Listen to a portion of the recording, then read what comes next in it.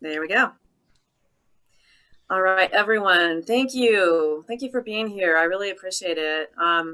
What I'm going to talk about today is self-care through self-compassion. So, self-care is kind of a result of self-compassion, basically. And I'm going to talk about how to treat yourself as you would a best friend.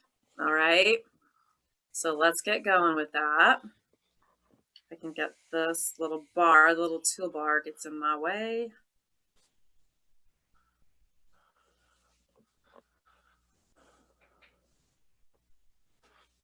One moment.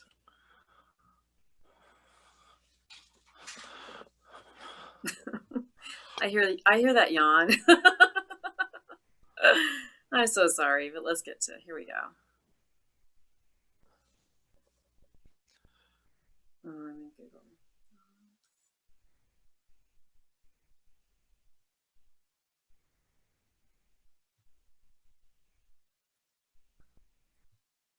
Okay, guys, I thought I was all ready to go. I'm very sorry about this. Recent. There we go. Okay. All right.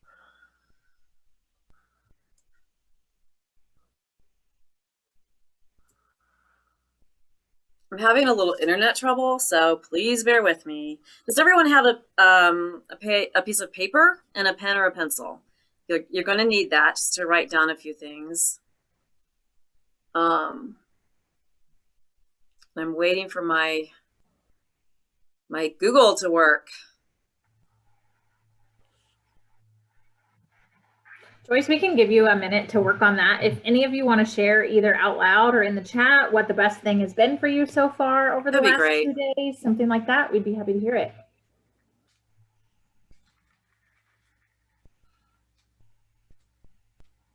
I know we have some talkers who've been with us.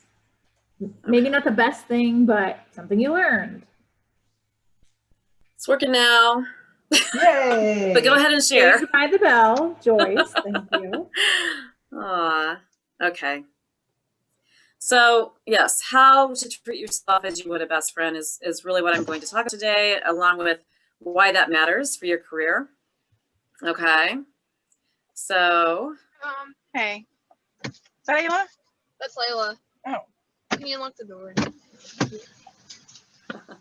All right. So this workshop is based. Can we get everybody to mute, please? All right. This workshop is based on the works of authors and researchers Brene Brown and Kristen Neff. And I know. So how many of you, I would love for you just to shout it out audibly. How many of you have heard of Brene Brown, first of all? Yeah. Good. Yeah. She's awesome. She's a great speaker, author, researcher. She has wonderful content to share. So I would highly encourage all of you in this workshop today to check her out if you haven't already. These are some of the books that I've read, and I think, well, 4 of them are by Brene, and then I've got a couple here by Kristen Neff, who is an author I heard about through Brene's writing. Okay. So I do have some requests of all of you. Please go to participants and hover over yourself and then click rename so we can see your name. So if you don't actually have your name showing up, maybe it just says, I don't know, Galaxy 10 or whatever. If you could do that, just hover over yourself and then click rename so that we can see your names. And then I would love it if you would enable your video. That would be awesome, so that we can see some facial expressions and reactions, because that's always nice. So if you don't mind, that would be awesome. Have paper and pen ready, and then just relax, be fully present, pay attention, engage. All right. That's what I'm asking of you, and I hope that you will do that. All right. So our agenda today, first I want to go through some introductions. I want to know who you are. I will introduce myself to you as well. We're then going to define and describe self-care as self-compassion. And I have a few exercises to go through with you. Part 2, some very, basic self-care tips. And then we'll have some discussion, talk about how self-compassion and self-care relates to employability, believe it or not, and career success. Okay. All right. Thank you so much. I appreciate all of you paying attention to what the agenda is and some of those requests. So as far as introductions, I'll go first. My name is Joyce Baker. I'm the lead career coach at Ivy Tech Fort Wayne, Warsaw. I was an Ivy Tech student, about 12 years ago, I guess.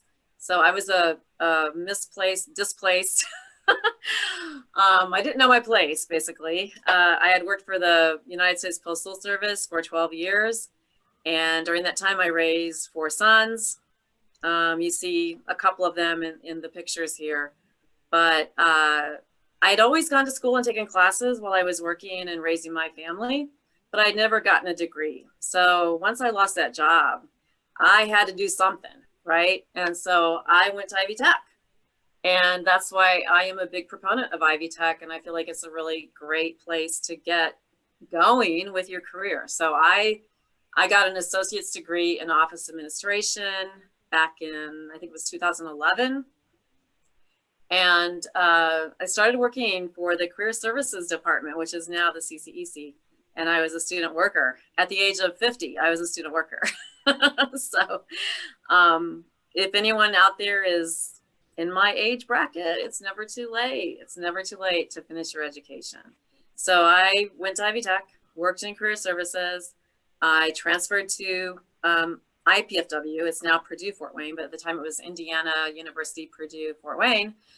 Got my bachelor's degree in general studies with a minor in psychology.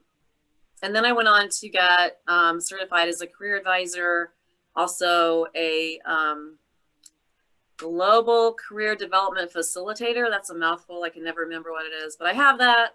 And then went through some intensive career coaching training. So that's kind of my education background, a little bit of my history. But here I am now, enjoying my life, and I really love what I do for Ivy Tech. I love talking to students. I want to tell you 3 things I love, and I'm going to ask you to maybe do the same if you don't mind. So I love the Upper Peninsula in Michigan. I was just there in September, and these are some pictures of that trip. I love my family. I have 4 sons and 11 grandchildren. So we have a lot of fun together. They really enhance my life. And I love to create. So I love to paint. I like to draw. Anything that's creative, I really enjoy that. Okay, photography as well. I love photography. So that's a little bit about me. Now it's your turn. I would like to know what Ivy Tech campus you attend, what you hope to learn through this workshop, and 3 things that you love. And when I say love, I don't mean like you love your spouse or your boyfriend, girlfriend, whatever. It's more like what you're passionate about, what you like. And we say, I love pizza. I love the sky right now, whatever. But 3 things you love. And I hope we can do this. All right. So I'm going to start with the first person I see, which is Thelma Jade Estelle. Is that right? Yes. Would you like to share? I love my middle name. All right. I like it too. I love communication and I love to sew. Oh, very good. And what Ivy Tech campus are you from? Oh, yes, in the Northwest region. Indiana. Okay. Awesome.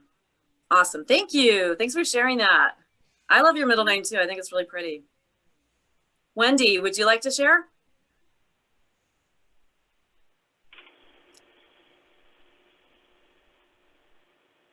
Wendy's a coach from another campus, so she might be preoccupied with something. She might be. Okay, Wendy, that's fine. Tara.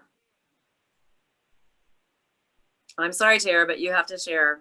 Tara's my coworker. I'm Tara, and I would say things that I absolutely love are being out in nature and collaboration. Mm-hmm. and I'm from the Fort Wayne campus. Great. And it was supposed to be 3, wasn't it? Yeah, 3 things you love. Yeah, that's fine. And my family. Okay. Thanks. Lisa. Yes, ma'am. Well, I'm from Indianapolis downtown. Okay. And what I'm hoping to learn from this workshop is what I can add to my resume and possibly get out there more than what I have been. And the 3 things I love is shooting pool, because I'm competitive. Awesome. And my mom, because I'm her caregiver, of course. Yeah. And then learning new things like machines. I want to work with machines when I'm done graduating. Really? Oh, that's so interesting. Okay. Thanks, Lisa. What about you, Rebecca? Would you like to share? We can't hear you, Rebecca. My name is Rebecca. I'm from the Fort Wayne campus.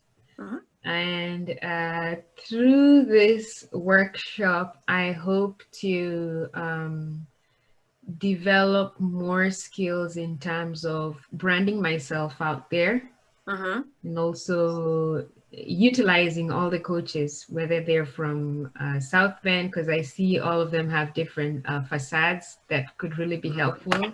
Yeah. And the 3 things I love personal devotion with the Lord. I love traveling, and I just love me time. As long as there's me time, I'm okay. Nice. Oh, that's Yes. great. You could probably share some things with us about how to have self-compassion. Well, Thank you. Just look at yourself in the mirror, and if you love what you see, then that's what it is. Oh, yeah. That's good. Yes. That's very good. Thank you. You're Thank welcome. All right.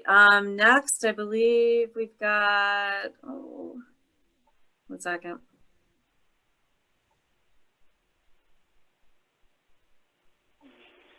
Christina.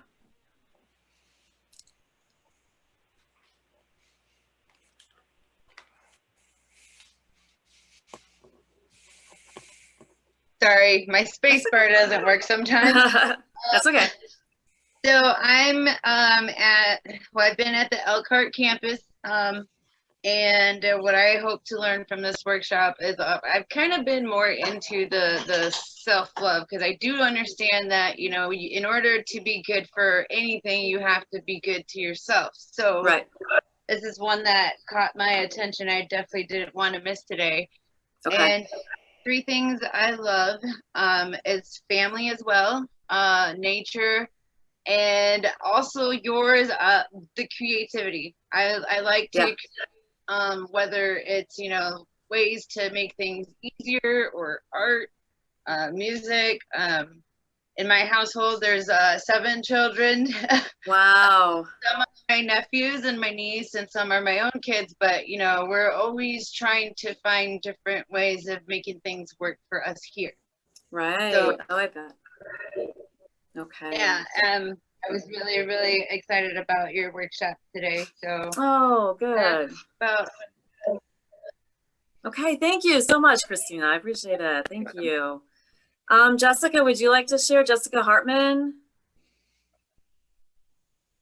It's okay if you don't want to. That's fine. Okay. So I got my name's Jess. I don't like the ICA, my name. I don't know why. And I kind of agree with Christina on a lot of points about, you know, the self-love and the creativity of, you know, organizing and making things easier for now. But I'm at the Fort Wayne campus. My 3 loves are cleaning, organizing, and like crafty do-it-yourself projects. Wow. And I would like to, you know, just improve myself with the tools that are provided here, with like inner peace and a sense of belonging, or like a calling in life. Right. Thank you, Jessica. That's awesome. You can, if you can clean and organize, then that's, come to my house. No, I'm kidding. I'm doing it right now. All right. Lorena, would you like to share? Sure. All righty. I'm Lorena Ceballos. I'm one of the career coaches at the Fort Wayne campus. What you hope to learn today? Well, I hope to learn how to love myself more. Mm-hmm. Good. I love helping people, but sometimes I don't help myself. Right, right. Okay. 3 things I love. Cooking, family, and traveling. Oh, yeah. Awesome. Thank you. Thanks, Lorena. No problem. Roger, do you want to share?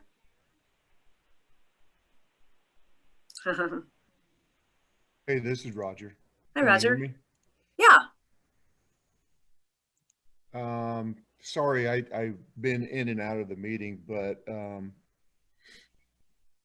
I'm starting at the Richmond campus here next week. Okay. I was working for General Electric. I got laid off, and I'm going back to school. Mm-hmm.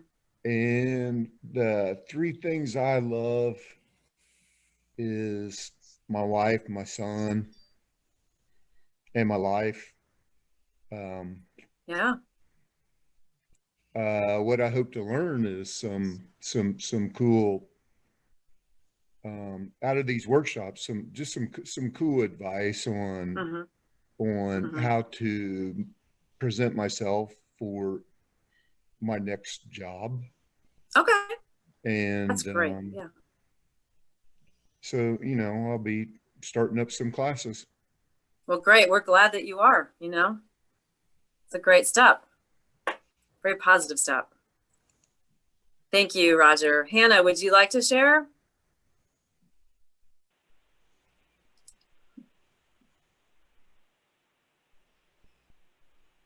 Okay, and that's fine if you don't. What, Luke, would you like to share? Okay. Can you hear me? Yeah. Okay. So I bounce around between the Noblesville campus and the downtown campus in Indy. Okay. I don't know what I hope to learn from this workshop, but I hope to get some good vibes from it. Yep. The 3 things I love to do. I noticed your son and your grandson were sitting on the 4-wheeler, and I got to say, pretty big 4-wheeler rider. Okay. I like riding motorcycles too. I like anything related to computers and tech.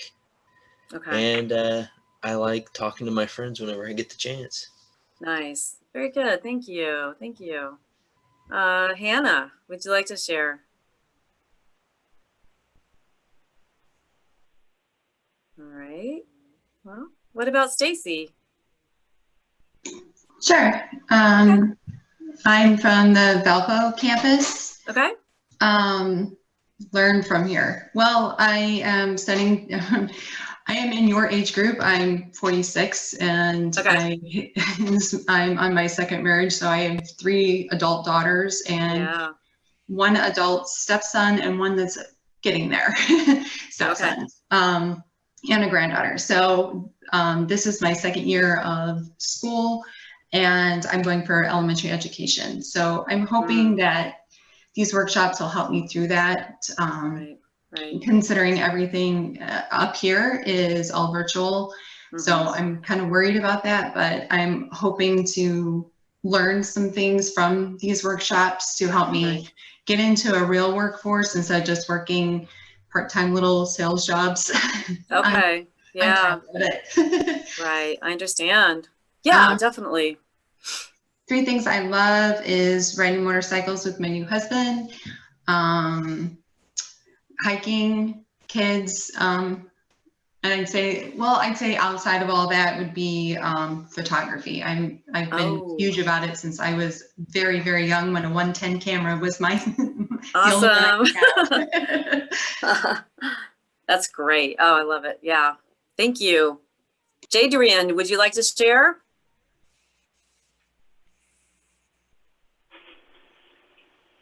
Okay. What about Eddie? Would you like to share, Eddie? All right. Oh. Joyce, I've noticed a few people have been putting it in the chat. So Jadrian did just share Bloomington campus. Hope to learn how to be more gentle and loving towards myself. Love writing, reading, and laughing. Okay, great. Thank you, Jadrian. I just don't want to leave anybody out, so we're taking time for this. Eddie, would you like to share anything? And if not, I can move on to Nicole. Would you like to share, Nicole? All right, Clay. Clay. Clay was in the chat earlier. Yep, Clay put in the chat earlier that Evansville working on his car and working with computers, going out with friends. Oh, okay. Thank you so much. All right, guys. I think we've got JD Foe and Becky next. So if anybody wants to do, either of you want to share anything as far as your introductions? You hear me? Yeah. Okay. I will go to the Evansville Ivy Tech campus, though. What was that? I go to the Evansville Ivy Tech campus. Okay, Evansville. Yeah. Okay. Evansville, yes. Very good. Very good. What are 3 things that you love?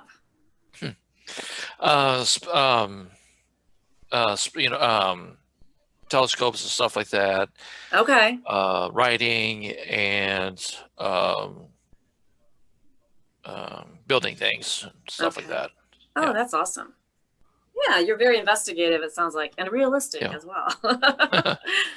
Okay. Well, I appreciate all of you, and I appreciate you being patient as we went through that, because I think it's important for us to know one another a little bit. Okay, so now I'm just going to take us through the presentation. All right. Hey, Joyce, did you want me to share or not? Yeah. Oh, okay. my gosh, Becky. Yes. Okay, I'm Becky. I'm a career coach at Ivy Tech South Bend, but I'm actually in school again myself, and in my 50s, and finishing up a bachelor's in psychology and addiction. Oh, awesome. And in my psychology courses, some of them we talk, had focus on the self-care, which I found out was more important than I thought it was, especially during COVID. 3 of my passions, reading, writing, and my latest obsession is my daily walks, listening to my latest Audible book of choice, which I found very good for self-care. That's great, Becky. Yeah. I mean, those are key. A couple of those things are very much key to self-care. So thanks for sharing that. All right, so let's move on. The foundation of self-care is self-compassion. So maybe just put in the chat, when you hear the term self-care, what comes to mind? And I'm going to ask Tara to maybe help monitor that chat and just, I don't know, once we get a few of those in there, audibly tell us what people have put in the chat. So when you hear the term self-care, what do you think about? Okay. Anybody have something they want to say about that? So we've got making time, being appreciative of yourself, compassion, setting boundaries from Nicole. Okay. Yeah, those are all, things that I think about when I think about self-care. Let me go back. Stacy said doing something that you love. Okay. Yeah, doing something you love. Just kind of one reason we talked about things that we love, because I think that's a big part of it. Let me get back here. So self-care is all about really self-compassion. It needs to be that needs to be the foundation of it, is what I would say. And that's something that Kristen Neff talks about in her writings quite a bit. A simple way to think about self-compassion is treating yourself as you would treat a good friend. So, for instance, if I were to say to my friend who came to me with a problem, say my friend comes to me and says, oh my gosh, I'm not getting along with my husband right now. I don't know what's going on. We're just not connecting. We're having trouble. If I were to say to her, well, what an idiot. I mean, how stupid can you be? Why aren't you getting along with him? What's wrong with you? That's not going to work, right? And so on the same token, if I were to be feeling that way myself, should I say to myself, you're an idiot? If I'm having trouble getting along with my husband, or maybe I don't know, did something embarrassing at work and I feel stupid about it, Should I berate myself? I wouldn't do that to a friend, right? So that's what I want us to think about. Treating yourself as you would treat a good friend. So the more complete definition of self-compassion involves 3 core elements: mindfulness, common humanity, and self-kindness. So I'm going to talk about those 3 aspects. Mindfulness as opposed to over-identification. We'll talk about that. Common humanity as opposed to isolation. And then self-kindness as opposed to self-judgment. All right. So mindfulness. What is mindfulness? Mindfulness involves being aware of moment-to-moment experiences in a clear and balanced manner. It means being open to the reality of the present moment, allowing all thoughts, emotions, and sensations to enter awareness without resistance or avoidance. It prevents us from becoming absorbed by and over-identified with negative thoughts or feelings. So you're aware of your feelings, but you do not over-identify with those feelings, especially if they're negative. So like, I may be feeling tired and I don't really realize I'm tired. I just know that I'm, I don't know, kind of distracted and a little bit grumpy. So if I'm mindful of how I'm feeling, I realize, okay, I'm tired. Okay, I know how to fix that, right? I need to get more sleep tonight. I don't want to over-identify with being tired because then I just constantly think about how tired I am. And I think I'm just this slug who's tired all the time, right? I don't over-identify with it, but I'm mindful of it. Okay, so now what I want to do next is do a mindfulness exercise with you guys, all right?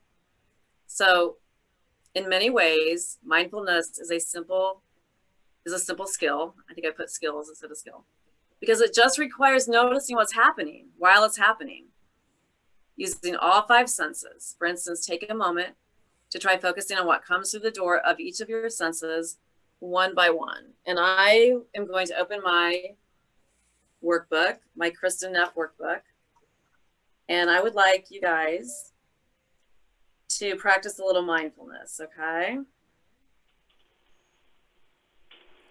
I had my presenter notes, but now I don't have those, so that's okay. I think I remember what to do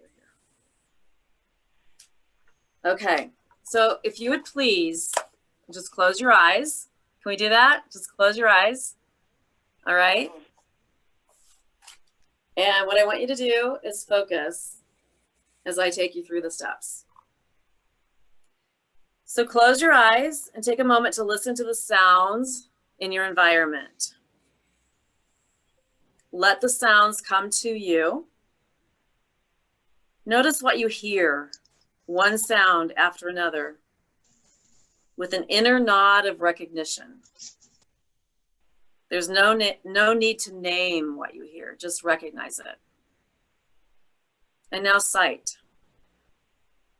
Open your eyes, okay? And allow your eyes to have a soft, wide angle gaze. So you're not really focusing on any one thing, but you're just kind of gazing. And then note whatever you see, one visual impression after the other. Next is touch. Now close your eyes again and notice the sensation of touch where your body meets the chair you're sitting on or where your feet touch the floor. Notice that sensation of touch. Next is smell. Put your hand up to your nose and notice any scents arising from your skin. All right. Taste. Notice if there are any tastes in your mouth right now, perhaps lingering from the last thing you ate or drank. So not all of this is necessarily pleasant, but it's just being aware, right? Being mindful and in touch with what you're hearing, what you're seeing, what you're touching, smelling, and tasting.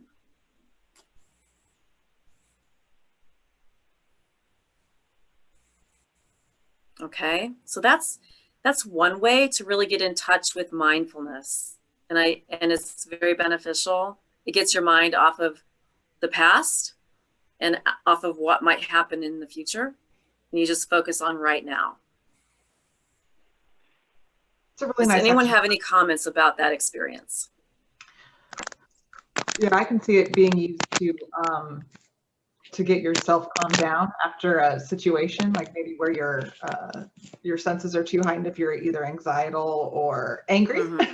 Yeah, you're right, Jessica, definitely. It helps with that. It's helped me a lot over the past 5 or 6 years since I've started doing this. It's helped me a lot and not get so stressed about things, especially the past. Right. And it doesn't take that long, which is no, awesome. It doesn't. You're right. Thank you. Okay, so we have a second exercise. It's a breathing exercise. All right. So I'm going to turn to page 46 in my book that I want everyone to think about getting. It's wonderful. Okay. So this is called affectionate breathing. So what I'd like you to do is close your eyes again. All right. Find a posture in which your body is comfortable and will feel supported during this time. Then let your eyes gently close.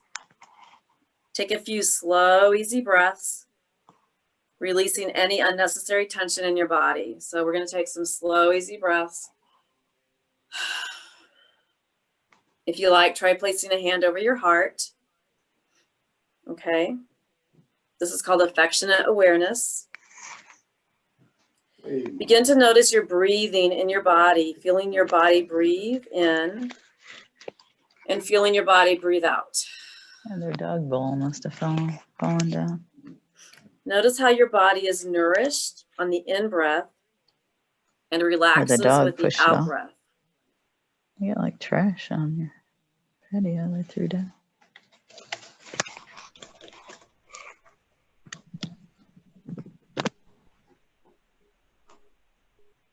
Joyce, you're muted.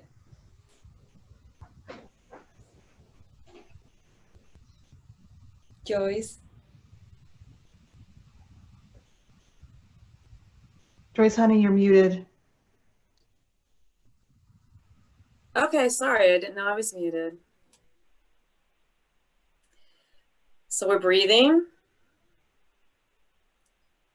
Feel your whole body subtly moving with the breath, like the movement of the sea. Okay, you're breathing in,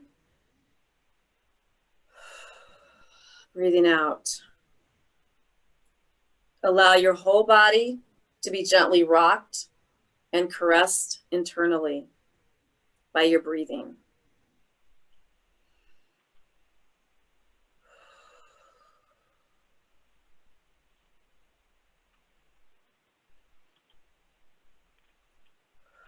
Now, gently release your attention on your breath, sitting quietly in your own experience, and allow yourself to feel whatever you're feeling and to be just as you are. Slowly and gently open your eyes. Do you feel more relaxed? Anyone? I know I do. I do. Okay.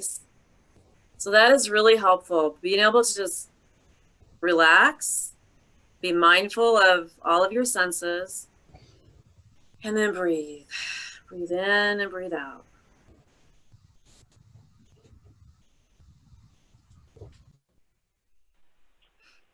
All right. Did you enjoy that? Good. I think some of you did. Thank you. All right. So that's something you can do anytime of the day. All right. And that's mindfulness. That's the first step in self-compassion is mindfulness. Now, the second step is to understand common humanity. So the fact is, no matter what you're feeling right now, you're not alone with that feeling. So a sense of interconnectedness is central to self-compassion. It's recognizing that all humans are flawed. We are all works in progress. Everyone fails, everyone makes mistakes, everyone experiences hardship in life. Self-compassion honors the unavoidable fact that life entails suffering for everyone without exception. And while this may seem obvious, it's so easy to forget. You know, we fall into that trap of thinking that things are supposed to go well and that something has gone wrong when they don't. But things don't always go well. They're not supposed to always go well for us, okay? It's common humanity that we are experiencing when we experience pain, suffering, or stress. So the point of this is don't let yourself feel isolated and alone in your suffering or in your stress, your pain, whatever that might be.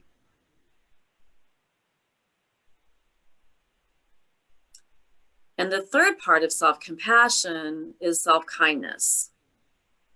So when we make a mistake or fail in some way, we're very likely to beat ourselves up. Like I was saying earlier, we might say something like, "Oh, you idiot. How could you have done that?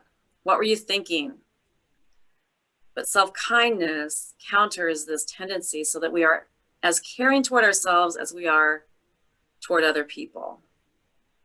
You know, many times we're more caring, we're kinder to a stranger that we see maybe in the store than we are to ourselves. And I mean, it's good to be kind to strangers, but at least give yourself as much kindness as you give a stranger, right?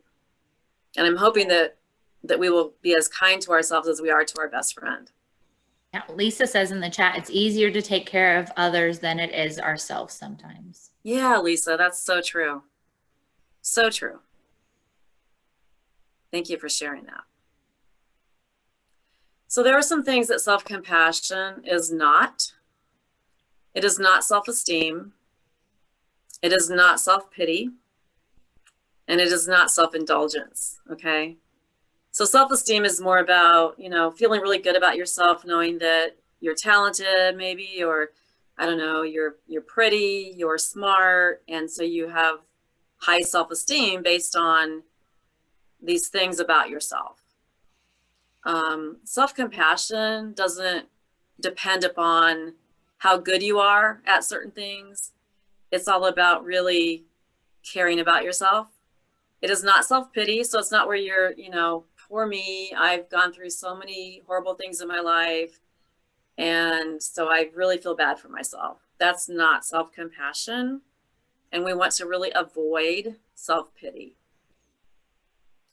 And it's not self-indulgence. So self-indulgence might be, you know, you've had a bad day, and so you come home and you just binge watch something on TV and you eat a whole quart of ice cream. So that's like self-indulgence, right? Keep in mind that self-compassion is going to lead to a healthier, beneficial situation for yourself, not a situation where you've eaten too much or you've drank too much or whatever, you know, it's not self-indulgence. Okay, now it's time for the paper. So what I would like you to do is take out a sheet of paper and a pencil or a pen, and we have an exercise. So how would you treat a friend? First, think about times when a close friend feels really bad and is really struggling in some way. How do you respond to your friend in this situation? So I want you to write down how you would respond to your friend, or how do you respond to your friend when they're struggling? Write down what you typically do, what you say, and note the tone in which you typically talk to your friend. So I'm going to give you about a minute or so to write that down.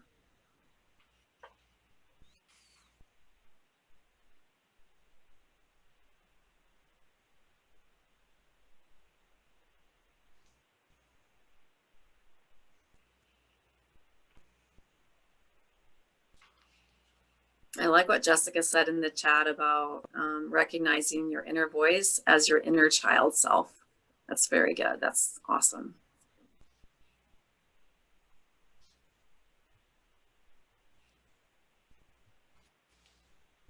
My grandma was a super lady. Oh, yeah. Yeah. Oh, that's so cool. Okay. I'm going to assume that maybe most of you have written down your answers.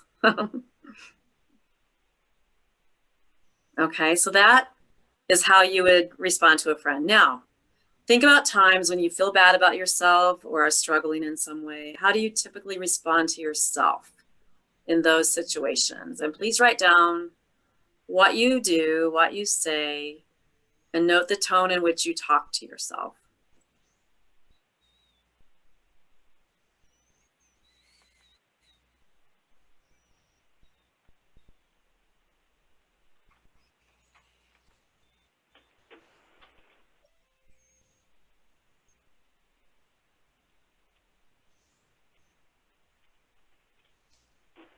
Okay, is there a difference?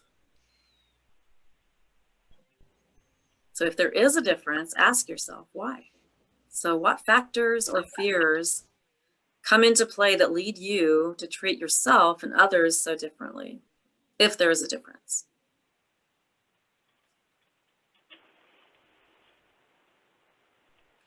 And then please write down how you think things might change if you responded to yourself in the same way you typically respond to a close friend when you're suffering.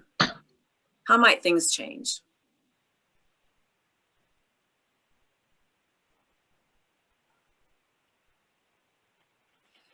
So what might happen if you start treating yourself like a good friend? What might happen? So before we move on, would anyone like to share some of the answers they had to those questions? I think I might respond to myself with grace instead of shame. Oh yeah, excellent. Yeah, grace for yourself. I think the more that you do that, self-compassionate talking to yourself like to your childhood self or to your friend, the easier it gets, and then your tough times don't seem so tough. Yeah, yeah, very good. I think that's really true.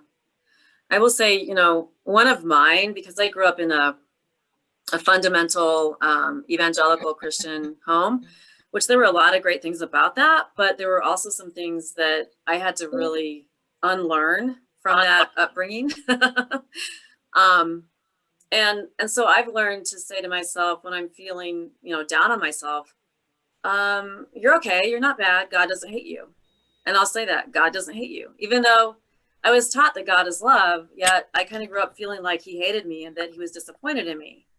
So, you know, whatever your view of God is, you know, my view was unfortunate. It was very negative as far as feeling like I wasn't accepted.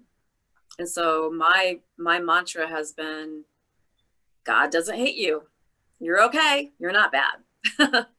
You know, so I would never talk to a friend and say, oh my gosh, you know, you're horrible and you're not acceptable. I would never say that to a friend. So why would I say that to myself?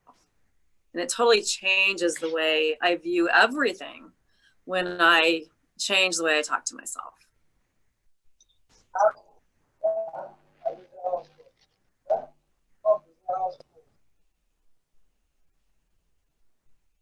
I'm sorry. I think, were you trying to say something, Chukwemeka? I'm not sure if I even said your name right. I'm sorry if I didn't. Okay.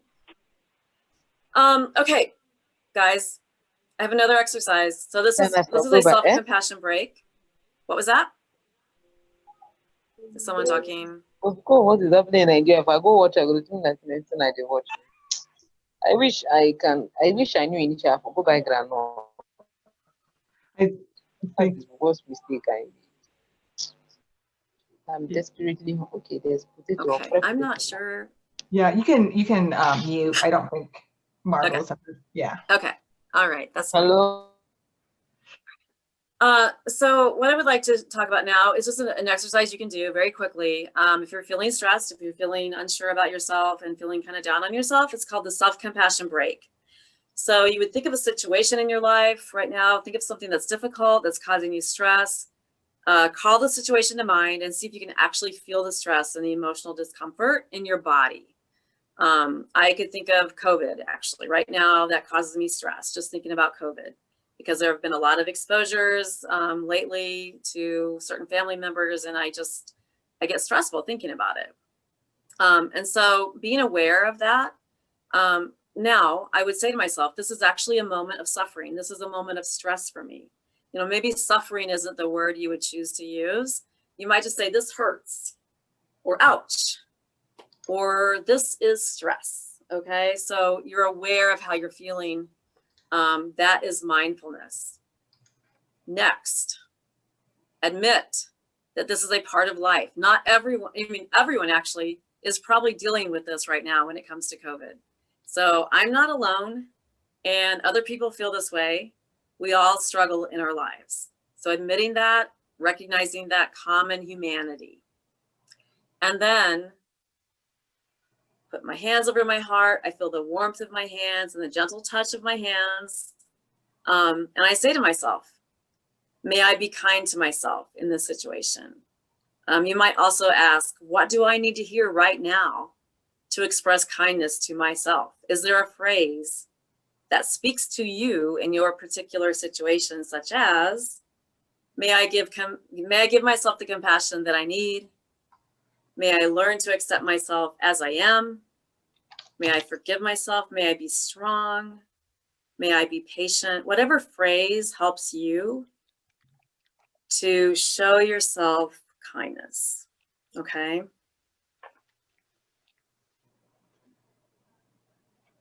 So let's just talk about this one more time. This is a practice you can use any time of the day or night to help you remember to evoke the 3 aspects of self-compassion when you need it most. Remember mindfulness, common humanity, and self-kindness. All right. Part 2, we have 10 minutes and it's not going to take long. All right. Now that we have that foundation of self-compassion and how to bring self-compassion to ourselves, let's talk about some practical activities that involve self-care. Okay. This is a list, and I'm sure that you all have your own lists that you could probably put into the chat as I'm talking about these. I would like it if you did, actually. So I'm going to go through these quickly. If you have some self-care tips of your own that you'd like to put into the chat, please feel free to do that. All right. So good sleep. I mean, we see a baby sleep and it's like, oh my gosh, that's so wonderful. I wish I could sleep like that, right? But sleep is so important to us. So it's highly suggested that you have a sleep routine. Make sure that you go to bed, you know, at a good hour. Don't have a TV in your bedroom that you're watching as you go to sleep. Don't look at your phone. Try to have it nice and dark in your room, and try your best not to have caffeine before you go to bed. That can help you to get better sleep. So good sleep is very important. Exercise. That word is almost scary to me because when I was in my 20s, I did like a 2-hour-a-day workout at a local gym, and I mean, I was into it. I was obsessed. And it doesn't have to be that. It can be, but it can be as simple as, you know, doing some yoga at home or stretching. But some type of physical exercise is important for self-care. Eat healthy foods. So healthy foods are so important for brain function, for energy, you know, vegetables, fresh vegetables. Lorraine is on here. She could tell us all about healthy foods because this girl eats healthy. I work with her and I know. So healthy eating is very important for self-care. And then saying no. You know, when you've got so many people wanting you to do so many things, you have to sometimes just say no. And that is actually a form of self-care. You don't have to give a reason, just say no because no. All right. Take a trip. This can be done maybe on just a weekend or maybe a Saturday, take a drive, go somewhere, go to Michigan, go to Ohio. I mean, we live pretty close to a couple different states. Go to a national park, go somewhere where you can just kind of relax. Don't have to spend a lot of money. You can go camping, or just not even stay all night, but just go for a day trip. So that can be one form of self-care. Go outside. So this is something I did this past weekend, and this picture reminds me of what I did, because I was outside with my grandchildren and we went for a walk through just a field near my house, and we ran and we laughed, and it was just so much fun, right? Just breathing the air, observing nature. That is a very great way to take care of yourself. This is my dog, Roscoe. And he is crazy. But bringing a pet into your life can really do a lot for self-care. I mean, they love you unconditionally. They bring you a lot of good feelings. You can spend time with your dog, your cat, your hamster, your lizard, whatever you've got, you know, and they make you laugh a lot of times too. Okay, organize. Something about looking at this office up here that's not organized just kind of makes me feel stressed. But then when I look at this one, you know, the same office, but it's organized, and it just kind of makes you breathe easy. So when you organize your stuff and maybe get rid of some of your stuff, it can really enhance how you feel about yourself, and it is a form of self-care. Tara can probably attest to that one because she's Little Miss Organization in our department.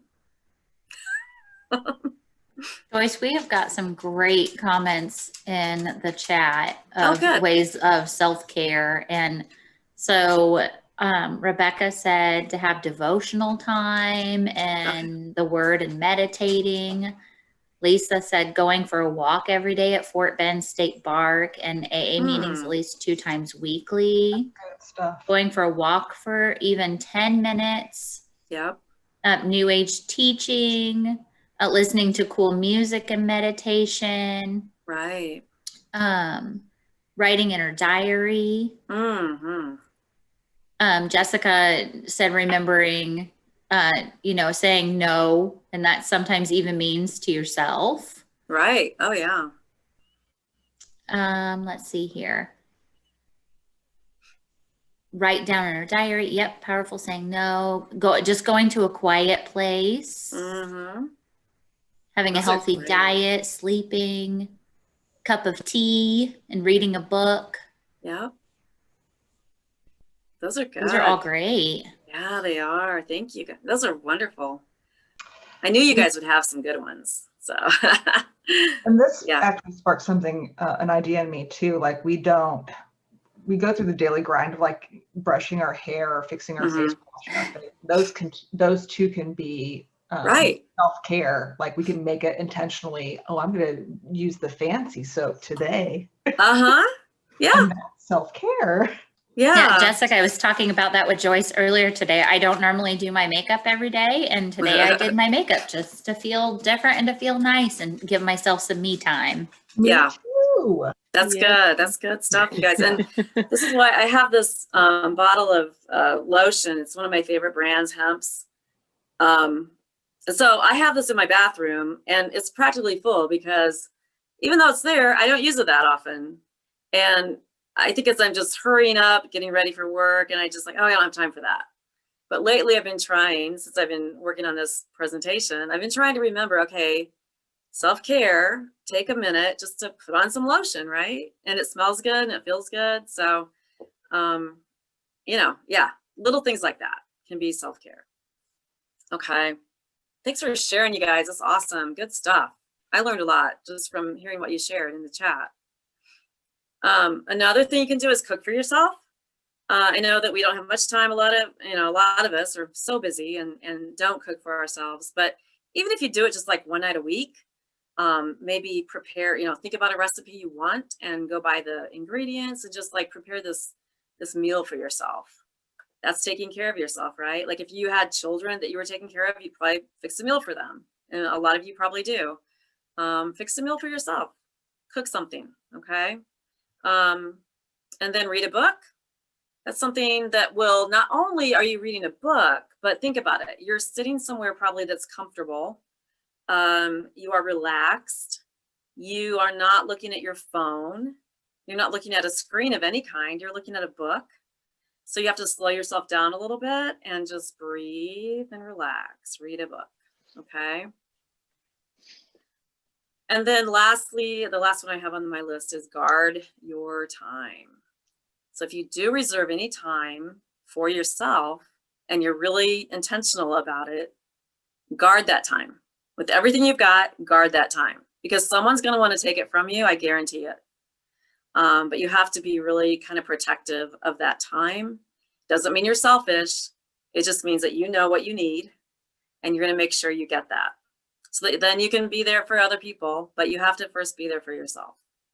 Okay. So we don't have much time left. You did share your self-care tips, and I appreciate that. The last thing I want to say is, this is career camp, so we're talking about careers. I'm a career coach. How does self-compassion and self-care affect career success? And I would say it affects it because if you are compassionate toward yourself, you're definitely going to have a much more embracing, engaging manner of communicating with other people.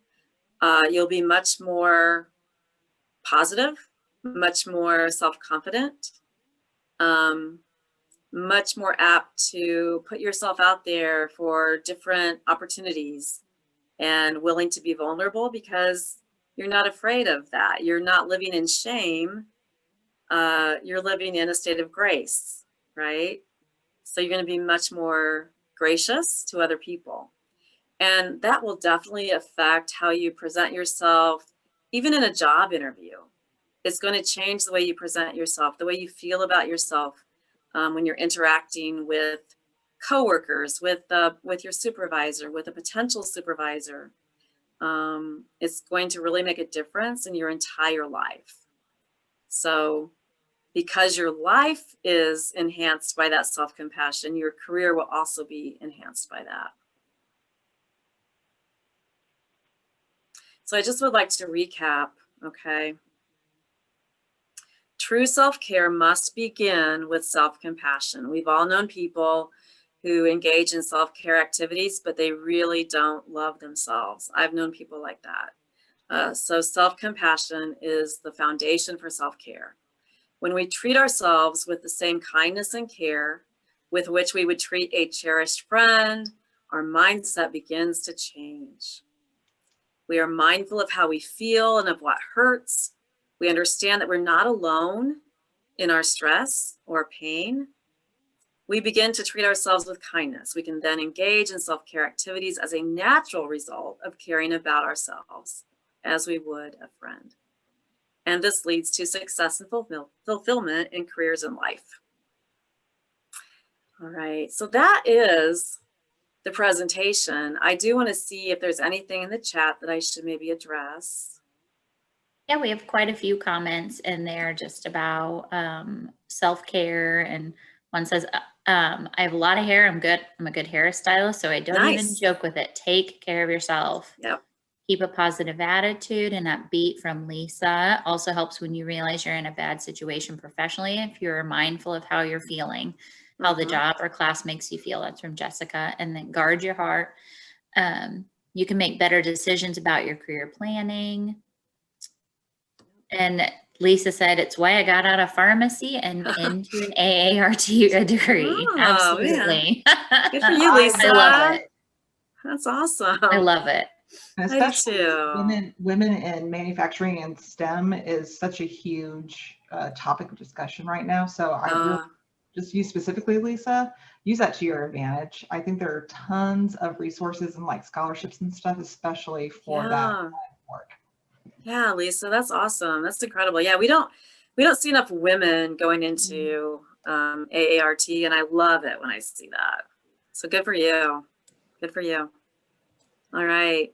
Well, thank you everyone for being a part of this. And I hope you have a great evening. Yeah, the recording and the PDF will be available at some point. So thank you, Roger. Thank you. We'll send out an email tomorrow morning. If you RSVP through that Google form, you'll have the links to the last day's events, culminating it with a fantastic employer panel and a speed networking event where you can practice all the skills that you've learned over the last 2 days with us, as well as a couple of professionals from local businesses in Indiana. Okay? This will be awesome. Thanks, everybody. Thank Sounds you. good. Thank you.